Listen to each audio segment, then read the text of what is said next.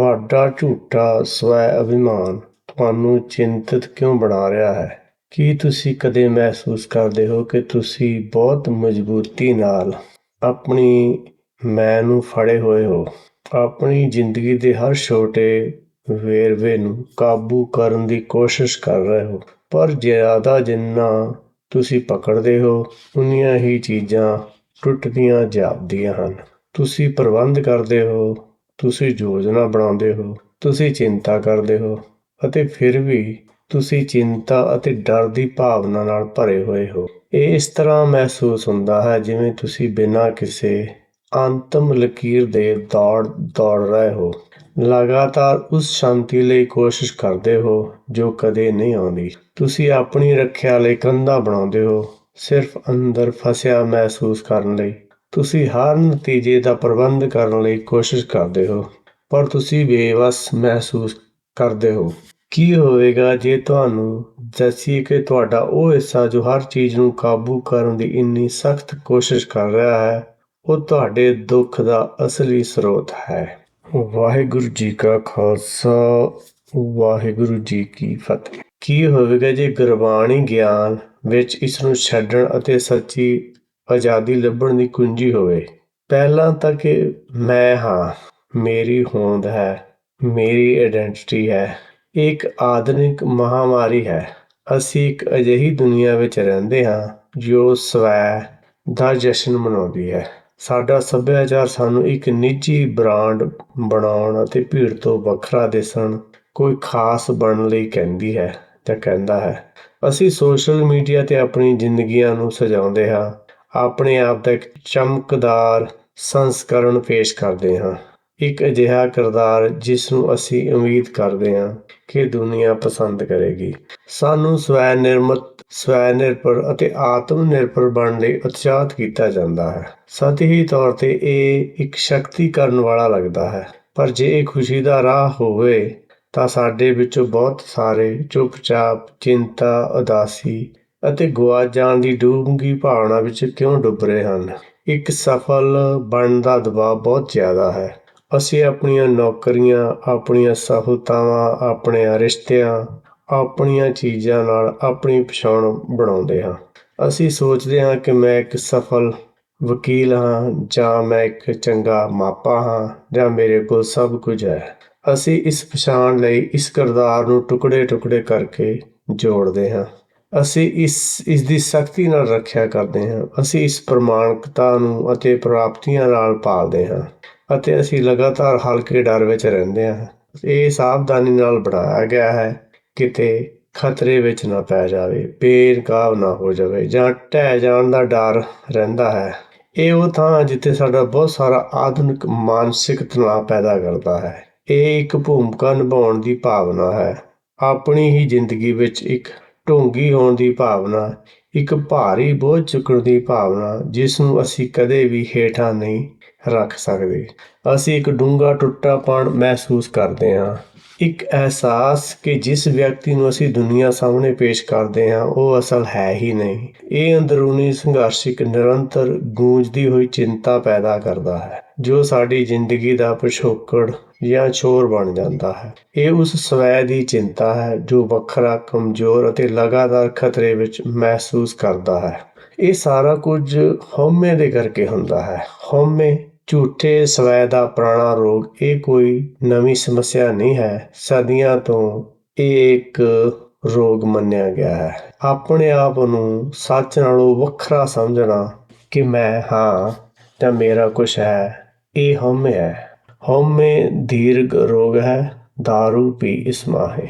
ਹਉਮੈ ਜਿਹੜਾ ਬਹੁਤ ਪੁਰਾਣਾ ਰੋਗ ਹੈਗਾ, ਪਰ ਇਹਦੇ 'ਤੇ ਸੱਚ ਦਾ ਗਿਆਨ ਕੰਮ ਕਰਦਾ ਹੈ। ਜੇ ਸੱਚ ਦਾ ਗਿਆਨ ਲੈ ਲਈਏ ਤਾਂ ਇਹ ਖਤਮ ਹੋ ਸਕਦੀ ਹੈ। ਇਹ ਸ਼ਬਦ ਹਉ ਅਤੇ ਮੈਂ ਤੋਂ ਆਇਆ ਹੈ, ਜਿਨ੍ਹਾਂ ਦੋਵਾਂ ਦਾ ਅਰਥ ਹੈ ਮੈਂ। ਇੱਕ ਵੱਖਰੇ ਸਵੈ ਦੀ ਸ਼ਕਤੀਸ਼ਾਲੀ ਡੂੰਘੀ ਬੈਠੀ ਭਾਵਨਾ ਦਾ ਵਰਣਨ ਕਰਦੀ। ਇਹ ਭਾਵਨਾ ਕਿ ਮੈਂ ਅਤੇ ਮੇਰੇ ਬ੍ਰਹਿਮੰਡ ਦਾ ਕੇਂਦਰ ਮੈਂ ਹਾਂ, ਮੇਰੇ ਸਾਰੇ ਕੰਮਾਂ ਦਾ ਕਰਨ ਵਾਲਾ ਮੈਂ ਹਾਂ, ਮੇਰੇ ਸਾਰੇ ਅਨੁਭਵਾਂ ਦਾ ਮਾਲਕ ਮੈਂ ਹਾਂ। ਗੁਰਬਾਣੀ ਵਿੱਚ ਮੌਜੂਦ ਗਿਆਨ ਹਉਮੈ ਨੂੰ ਰੋਗ ਵਜੋਂ ਦਰਸਾਉਂਦੀ ਹੈ ਜੋ ਮੁੱਖ ਰੁਕਾਵਟ ਹੈ ਜੋ ਸਾਨੂੰ ਸਾਡੇ ਅਸਲ ਸੁਭਾਅ ਦਾ ਅਨੁਭਵ ਕਰਨ ਤੋਂ ਰੋਕਦੀ ਹੈ। ਇਸ ਨੂੰ ਇਸ ਤਰ੍ਹਾਂ ਸੋਚੋ ਕਿ ਤੁਹਾਡਾ ਅਸਲ ਸਵੈ ਇੱਕ ਵਿਸ਼ਾਲ ਡੂੰਘੇ ਸਮੁੰਦਰ ਵਰਗਾ ਹੈ ਜੋ ਸੁਭਾਵਿਕ ਤੌਰ ਤੇ ਸ਼ਾਂਤ ਅਤੇ ਹਰ ਚੀਜ਼ ਨਾਲ ਜੁੜਿਆ ਹੋਇਆ ਹੈ। ਹਉਮੈ ਸਤ੍ਹਾ ਤੇ ਇੱਕ ਇਕੱਲੀ ਬੇਚੈਨ ਲਹਿਰ ਵਾਂਗ ਹੈ। ਇਹ ਲਹਿਰ ਮੰਨਦੀ ਹੈ ਕਿ ਸਮੁੰਦਰ ਤੋਂ ਵੱਖਰੀ ਹੈ। ਇਹ ਹੰਕਾਰ ਨਾਲ ਉੱਠਦੀ ਹੈ, ਡਰ ਨਾਲ ਟਕਰਾਉਂਦੀ ਹੈ ਤੇ ਦੂਜੀਆਂ ਲਹਿਰਾਂ ਨੂੰ ਪ੍ਰਤੀਯੋਗੀ ਜਾਂ ਖਤਰੇ ਵਜੋਂ ਦੇਖਦੀ ਹੈ। ਇਹ ਆਪਣੀ ਪੂਰੀ ਛੋਟੀ ਜਿਹੀ ਹੋਂਦ ਨੂੰ ਇੱਕ ਅਸ਼ਾਂਤ ਅਵਸਥਾ ਵਿੱਚ ਜਿਉਂਦੀ ਹੈ, ਇਸ ਗੱਲ ਤੋਂ ਪੂਰੀ ਤਰ੍ਹਾਂ ਅਣਜਾਣ ਕਿ ਇਹ ਹਮੇਸ਼ਾ ਤੋਂ ਸਮੁੰਦਰ ਹੀ ਹੈ। ਹਉਮੈ ਤੁਹਾਡੇ ਅੰਦਰ ਉਹ ਆਵਾਜ਼ ਹੈ ਜੋ ਮੈਂ ਅਤੇ ਤੂੰ, ਮੇਰਾ ਤੇ ਤੇਰਾ ਵਿਚਕਾਰ ਇੱਕ ਲਕੀਰ ਖਿੱਚਦੀ ਹੈ। ਇਹ ਉਹ ਉਪਜਾਊ ਜ਼ਮੀਨ ਹੈ ਜਿੱਥੇ ਸਾਡੀ ਸ਼ਾਂਤੀ ਨੂੰ ਲੁੱਟਣ ਵਾਲੇ ਪੰਜ ਚੋਰ ਕਾਮ, ਕ੍ਰੋਧ, ਲੋਭ, ਮੋਹ ਅਤੇ ਹੰਕਾਰ ਲਗਾਤਾਰ ਇਸ ਦੀ ਬੁੱਧੀ ਦਾ ਨੁਕਸਾਨ ਕਰਦੇ ਹਨ। ਇਹ ਉਹ ਬਿਰਤਾਂਤਕਾਰ ਹੈ ਜੋ ਲਗਾਤਾਰ ਭਵਿੱਖ ਬਾਰੇ ਚਿੰਤਾ ਕਰਦਾ ਹੈ, ਅਤੀਤ ਤੇ ਪਛਤਾਵਾ ਕਰਦਾ ਹੈ ਅਤੇ ਵਰਤਮਾਨ ਦਾ ਨਿਰਣਾ ਕਰਦਾ ਹੈ। ਇਹ ਝੂਠੇ ਸਵੈ ਆਪਣੀ ਹੋਂਦ ਅਤੇ ਰੁਤਬੇ ਨਾਲ ਗ੍ਰਸਤ ਹੈ।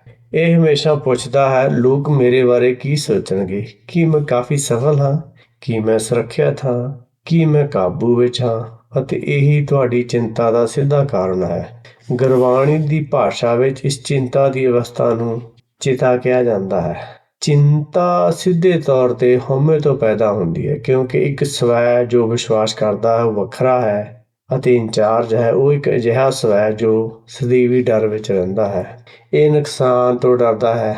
ਇਹ ਲਾਭ ਹਾਨੀ, ਜੰਮਣਾ ਮਰਨਾ, ਜਸ ਅਪਜਸ, ਇਹਨਾਂ ਸਾਰੀਆਂ ਚੀਜ਼ਾਂ ਤੋਂ ਡਰਦਾ ਰਹਿੰਦਾ ਹੈ। ਇਹ ਸਫਲਤਾ ਤੋਂ ਡਰਦਾ ਹੈ ਕਿਉਂਕਿ ਇਸ ਦੀ ਕੀਮਤ ਇਸ ਦੀਆਂ ਪ੍ਰਾਪਤੀਆਂ ਨਾਲ ਜੁੜੀ ਹੈ। ਇਹ ਮੌਤ ਤੋਂ ਡਰਦਾ ਹੈ ਕਿਉਂਕਿ ਅਸਥਾਈ ਸਰੀਰ ਨਾਲ ਪਛਾਣ ਕਰਦਾ ਹੈ, ਅੰਦਰਲੇ ਸਦੀਵੀ ਤੱਤ ਨਾਲ ਨਹੀਂ ਹੈ, ਆਪਣੇ ਆਪ ਨੂੰ ਜਾਣਦਾ ਨਹੀਂ। ਹਉਮੈ ਇੱਕ ਕੰਧ ਹੈ ਜੋ ਸਾਨੂੰ ਸਾਡੇ ਅਸਲੀ ਸਰੋਤ ਤੋਂ ਵੱਖ ਕਰਦੀ ਹੈ। ਇਹ ਵਿਛੋੜੇ ਦਾ ਦੁੱਖ ਇੱਕ ਨਿਰੰਤਰ ਅਵਸਥਾ ਹੈ। ਇਲਾਜ ਕਾਬੂ ਨਹੀਂ ਸਗੋਂ ਸਮਰਪਣ ਹੈ। ਇਸ ਲਈ ਜੇਕਰ ਇਹ ਝੂਠਾ ਸਵੈ, ਇਹ ਹਉਮੈ ਇੱਕ ਪੁਰਾਣਾ ਰੋਗ ਹੈ ਜੋ ਚਿੰਤਾ ਦਾ ਕਾਰਨ ਬਣਦਾ ਹੈ, ਇਸ ਦੀ ਦਵਾਈ ਹੈ। ਗੁਰਬਾਣੀ ਸਾਨੂੰ ਭਰੋਸਾ ਦਿਵਾਉਂਦੀ ਹੈ ਕਿ ਜਦੋਂ ਹਉਮੈ ਬਿਮਾਰੀ ਹੈ ਤਾਂ ਇਸ ਦਾ ਇਲਾਜ ਵੀ ਗਿਆਨ ਹੈ। ਹਉਮੈ ਬੁੱਝੇ ਤਾਂ ਦਰ ਸੂਝੇ, ਗਿਆਨ ਵੀ ਹੋਣਾ ਖਤ ਖਤ ਰੂਝੇ। ਜੇ ਹਉਮੈ ਨੂੰ ਬੁੱਝਣਾ ਹੈ ਤਾਂ ਗੁਰਬਾਣੀ ਦੇ ਉਪਦੇਸ਼ ਨੂੰ ਸੁਣਨਾ ਪਵੇਗਾ, ਮੰਨਣਾ ਪਵੇਗਾ, ਉਹਦੇ ਅਨੁਸਾਰ ਚੱਲਣਾ ਪਵੇਗਾ, ਤਾਂ ਜਾ ਕੇ ਇਹਦਾ ਇਲਾਜ ਹੋ ਸਕਦਾ ਹੈ। ਹੁਣ ਇਸ ਦਾ ਜਿਹੜਾ ਸਭ ਤੋਂ ਵੱਡਾ ਇਲਾਜ ਹੈ, ਗੁਰ ਕੀ ਸੇਵਾ, ਸ਼ਬਦ ਵਿਚਾਰ। ਸ਼ਬਦ ਵਿਚਾਰ ਜਿਹੜਾ ਹੈ, ਇਸ ਦਾ ਅਰਥ ਹੈ ਕਿ ਗੁਰਬਾਣੀ ਦੀਆਂ ਸਿੱਖਿਆਵਾਂ ਨਾਲ ਗਿਆਨ ਵਜੋਂ ਨਹੀਂ ਸਗੋਂ ਆਪਣੇ ਮਨ ਨੂੰ ਵੇਖਣ ਲਈ ਇੱਕ ਸ਼ੀਸ਼ੇ ਵਜੋਂ ਜੁੜਨਾ ਹੈ। ਇਹ ਹਕੀਕਤ ਦੇ ਵਿਚਾਰ ਕਰਨ ਨਾਲ ਹੰਕਾਰ ਦੀਆਂ ਧਾਰਨਾਵਾਂ ਟੁੱਟਦੀਆਂ ਹਨ। ਜਦੋਂ ਗੁਰਬਾਣੀ ਗਿਆਨ ਦਿੰਦੀ ਹੈ ਕਿ ਚਿੰਤਾ ਤਾਂ ਕੀ ਕੀਜੀਐ ਜੋ ਅਨਹੋਣੀ ਹੋਏ, ਇਹ ਮਾਰਗ ਸੰਸਾਰ ਕੋ ਨਾਨਕ ਥਿਰ ਨਹੀਂ ਕੋਏ। ਕਿ ਚਿੰਤਾ ਤਾਂ ਕਰੋ ਜੇ ਕੋਈ ਅਨਹੋਣੀ ਹੁੰਦੀ ਹੋਵੇ। ਅਨਹੋਣੀ ਕੁਛ ਹੁੰਦੀ ਨਹੀਂ ਹੈਗੀ ਹੈ। ਇਹ ਸੰਸਾਰ ਦਾ ਮਾਰਗ ਹੈਗਾ। ਸੰਸਾਰ ਵਿੱਚ ਜਿਹੜੇ ਕੰਮ ਕਰਨ ਲਈ ਆਏ ਹਾਂ ਉਹ ਕਰਨਾ ਹੈ। ਜੇ ਨਹੀਂ ਕਰਦੇ ਤਾਂ ਵੀ ਇਹ ਜਿਹੜਾ ਸਮਾਂ ਖਤਮ ਹੋ ਜਾਣਾ ਹੈਗਾ ਅਤੇ ਇੱਥੇ ਕੋਈ ਥਿਰ ਰਹਿਣ ਵਾਲਾ ਨਹੀਂ ਹੈਗਾ। ਅਤੇ ਇਸ ਕਰਕੇ ਆਪਾਂ ਨੂੰ ਗੁਰਬਾਣੀ ਸੱਚ ਨੂੰ ਸਮਝਣ 'ਤੇ ਜ਼ੋਰ ਦਿੰਦੀ ਹੈ, ਆਪਣੇ ਆਪ ਨੂੰ ਜਾਣਨ ਦੀ ਗੱਲ ਕਰਦੀ ਹੈ।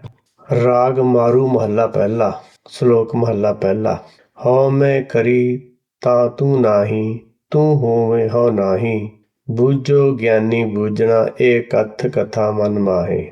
ਬਿਨ ਗੁਰ ਤਤ ਨ ਪਾਈਐ, ਅਲਖ ਵਸੇ ਸਭ ਮਾਹੇ। ਸਤਿਗੁਰ ਮਿਲੇ ਤਾਂ ਜਾਣੀਐ, ਜਾਂ ਸ਼ਬਦ ਵਸੇ ਮਨ ਮਾਹੇ। ਸਤਿਗੁਰ ਜੀ ਉਪਦੇਸ਼ ਕਰਦੇ ਹਨ ਕਿ ਜਿੰਨਾ ਚਿਰ ਜਿਹੜਾ ਜਗਿਆਸੂ ਹੈ ਉਹ ਇਹ ਮੰਨਦਾ ਹੈ ਕਿ ਮੈਂ ਕੁਛ ਕਰਦਾ ਹਾਂ, ਉਨਾ ਚਿਰ ਉਹਦੇ ਅੰਦਰ ਸੱਚ ਪ੍ਰਗਟ ਨਹੀਂ ਹੋ ਸਕਦਾ। ਉਨਾ ਚਿਰ ਮੈਂ ਹੈ ਪਰ ਸੱਚ ਨਹੀਂ ਹੈ। ਹੁਣ ਇਹ ਅਕਥ ਕਥਾ ਜਿਹੜੀ ਮਨ ਵਿੱਚ ਬੂਝਣ ਵਾਲੀ ਹੈਗੀ ਆ। ਬੂਝੋ ਗਿਆਨੀ ਬੂਝਣਾ, ਇਹ ਕਥ ਕਥਾ ਮਨ ਮਾਹੇ। ਜੇ ਤੂੰ ਆਪਣੇ ਆਪ ਨੂੰ ਗਿਆਨੀ ਸਮਝਦਾ ਤੇ ਬੁੱਝਦਾ, ਇਹ ਕਥ ਕਥਾ ਜਿਹੜੀ ਹੈ ਤੇਰੇ ਮਨ ਵਿੱਚ ਹੈ। ਮਨ ਮੈਂ ਆਪ, ਮਨ ਆਪਣੇ ਮਾਹੇ, ਤੇਰੇ ਮਨ ਦੇ ਅੰਦਰ ਹੈਗੀ ਆ। ਸਤਿਗੁਰ ਜੀ ਉਪਦੇਸ਼ ਕਰਦੇ ਹਨ ਕਿ ਇਹ ਜਿਹੜਾ ਤੱਤ ਗਿਆਨ ਹੈਗਾ, ਜਿਹੜਾ ਆਪਣੇ ਮੂਲ ਨੂੰ ਜਾਣੇ ਤੋਂ ਬਗੈਰ, ਜਿੰਨਾ ਚਿਰ ਆਪਾਂ ਆਪਣੇ ਮੂਲ ਨੂੰ ਜਾਣਦੇ ਨਹੀਂ ਹੈਗੇ, ਉਨਾ ਚਿਰ ਇਸ ਤੱਤ ਗਿਆਨ ਦੀ ਸਮਝ ਨਹੀਂ ਆ ਸਕਦੀ। ਆਪਣੇ ਮੂਲ ਨੂੰ ਜਾਣੇ ਤੋਂ ਬਗੈਰ ਇਸ ਤੱਤ ਦੀ ਸਮਝ ਨਹੀਂ ਆ ਸਕਦੀ, ਕਿਉਂਕਿ ਅਲੱਖ ਵਸੇ ਸਭ ਮਾਹੇ। ਜਿਹੜਾ ਸਾਰਿਆਂ ਦੇ ਅੰਦਰ ਵਸਦਾ ਹੈ ਉਹ ਇਹ ਸੰਸਾਰੀ ਅੱਖਾਂ ਨਾਲ ਦੇਖਣ ਵਾਲੀ ਗੱਲ ਨਹੀਂ ਹੈ। ਉਹ ਸਮਝਣ ਦਾ ਵਿਸ਼ਾ ਹੈ, ਉਹ ਬੁੱਝਣ ਦਾ ਵਿਸ਼ਾ ਹੈ। ਸਤਿਗੁਰੂ ਜੀ ਉਪਦੇਸ਼ ਕਰਦੇ ਹਨ ਕਿ ਜਦੋਂ ਸੱਚ ਦਾ ਗਿਆਨ ਮਿਲੇ ਉਦੋਂ ਇਹਦੀ ਸਮਝ ਆਉਂਦੀ ਹੈ। ਜਦੋਂ ਜਿਹੜਾ ਸ਼ਬਦ ਮਨ ਦੇ ਵਿੱਚ ਵਸ ਜਾਂਦਾ ਹੈ, ਸੱਚ ਦਾ ਗਿਆਨ ਮਨ ਦੇ ਵਿੱਚ ਵਸ ਜਾਂਦਾ ਹੈ, ਗੁਰਬਾਣੀ ਦਾ ਉਪਦੇਸ਼ ਜਦੋਂ ਮਨ ਵਿੱਚ ਵਸ ਜਾਂਦਾ ਹੈ, ਫਿਰ ਸੱਚ ਦਾ ਗਿਆਨ ਮਿਲਦਾ ਹੈ, ਫਿਰ ਸੱਚ ਦੀ ਸੋਝੀ ਆਉਂਦੀ ਹੈ, ਤਾਂ ਇਹ ਜਾਣਿਆ ਜਾਂਦਾ ਹੈਗਾ।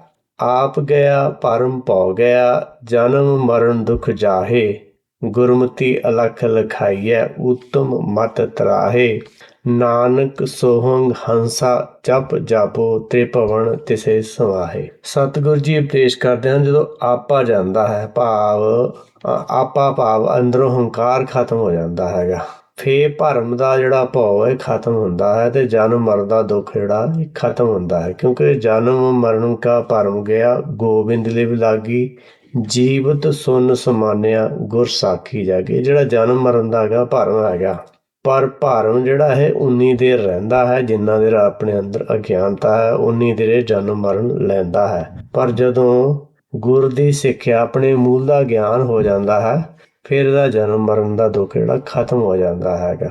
ਗੁਰਮਤਿ ਅਲਖ ਲਖਾਈਏ, ਉਤਮ ਮਤ ਤਰਾਹੇ। ਹੁਣ ਗੁਰਮਤ ਕੀ ਹੈਗੀ ਆ? ਜਿਹੜਾ ਗੁਰਬਾਣੀ ਵਿੱਚ ਉਪਦੇਸ਼ ਹੈਗਾ ਉਹਨੂੰ ਸੁਣਨਾ ਹੈ, ਮੰਨਣਾ ਹੈ, ਸਮਝਣਾ ਹੈ, ਬੁੱਝਣਾ ਹੈ, ਉਹਦੇ ਅਨੁਸਾਰ ਚੱਲਣਾ ਹੈਗਾ।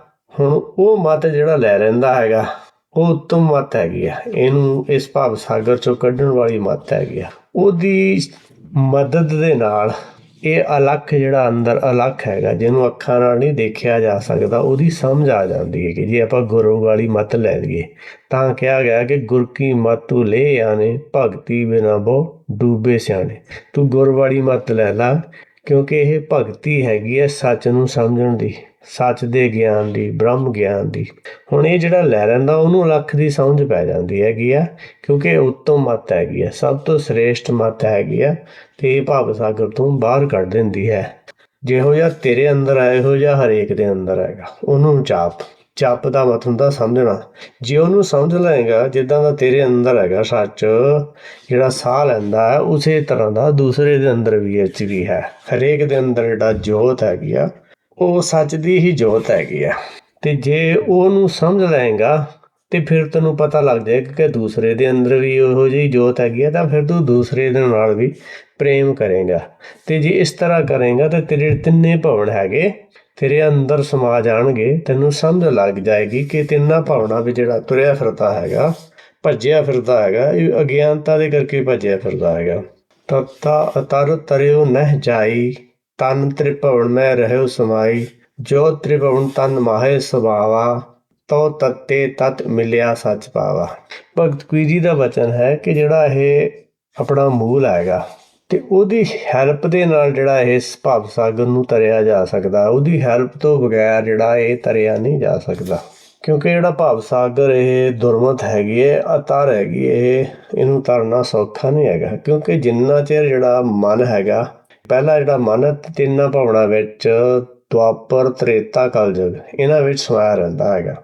ਪਰ ਜਦੋਂ ਇਹ ਤਿੰਨੇ ਜੋ ਤ੍ਰਿਭਵਨ ਤਨ ਮਾਹੇ ਸਮਾਉ, ਜੋ ਤਿੰਨਾਂ ਦਾ ਇਹਨੂੰ ਗਿਆਨ ਹੋ ਜਾਂਦਾ ਹੈ, ਤਿੰਨਾਂ ਦਾ ਗਿਆਨ ਇਹਦੇ ਅੰਦਰ ਸਮਾ ਜਾਂਦਾ ਹੈ, ਫਿਰ ਤੱਤ ਨੂੰ ਤੱਤ ਮਿਲ ਜਾਂਦਾ ਹੈ, ਸੱਚ ਨੂੰ ਸੱਚ ਮਿਲ ਜਾਂਦਾ, ਇਹਨੂੰ ਸੱਚ ਦੀ ਸਮਝ ਆ ਜਾਂਦੀ ਹੈ। ਤੇ ਇਸ ਕਰਕੇ ਇਹ ਤਿੰਨਾਂ ਭਵਨਾਂ ਦਾ ਜਿਹੜਾ ਗਿਆਨ ਇਹ ਬਹੁਤ ਜ਼ਰੂਰੀ ਹੈਗਾ, ਕਿਉਂਕਿ ਤਿੰਨਾਂ ਭਵਨਾਂ ਵਿੱਚ ਇਹ ਜੋਤ ਘੁੰਮਦੀ ਹੈਗੀ ਆ। ਮਾਇਆ ਦੀਆਂ ਇਛਾਵਾਂ ਕਰਕੇ ਖਾਲੀ ਸਪੇਸ ਵਿੱਚ ਇਹ ਘੁੰਮਦੀ ਹੈਗੀ ਆ ਤੇ ਜਨਮ ਲੈਂਦੀ ਰਹਿੰਦੀ ਹੈਗੀ ਆ। ਤੇ ਜਦੋਂ ਇਹਨੂੰ ਸਮਝ ਪੈ ਜਾਂਦੀ ਹੈਗੀ ਆ ਕਿ ਮੇਰੇ ਅੰਦਰ ਮਾਇਆ ਦੀਆਂ ਇਛਾਵਾਂ ਹੋਣ ਕਰਕੇ ਮੈਂ ਭਟਕ ਰਿਹਾ ਹਾਂ, ਦੁਖੀ ਹੋ ਰਿਹਾ, ਹੋਰ ਗੱਲ ਕੋਈ ਨਹੀਂ ਹੈਗੀ। ਨਾਨਕ ਸੋਹੰਗ ਹੰਸਾ ਜਪ ਜਾਪੋ, ਤ੍ਰਿਭਵਨ ਤਿਸੇ ਸਮਾਏ। ਜਦੋਂ ਇਹ ਆਪਣੇ ਆਪ ਨੂੰ ਸਮਝ ਲੈਂਦਾ ਹੈਗਾ ਤੇ ਫਿਰ ਜਾਣ ਲੈਂਦਾ ਹੈ ਤੇ ਦੂਸਰਿਆਂ ਨੂੰ ਵੀ ਉਹਦੇ ਬਾਰੇ ਜਾਣਕਾਰੀ ਦਿੰਦਾ ਹੈ, ਫਿਰ ਇਹ ਜਿਹੜੇ ਤਿੰਨੇ ਭਵਨ ਇਹਦੇ ਅੰਦਰ ਸਮਾ ਜਾਂਦੇ ਹਨ।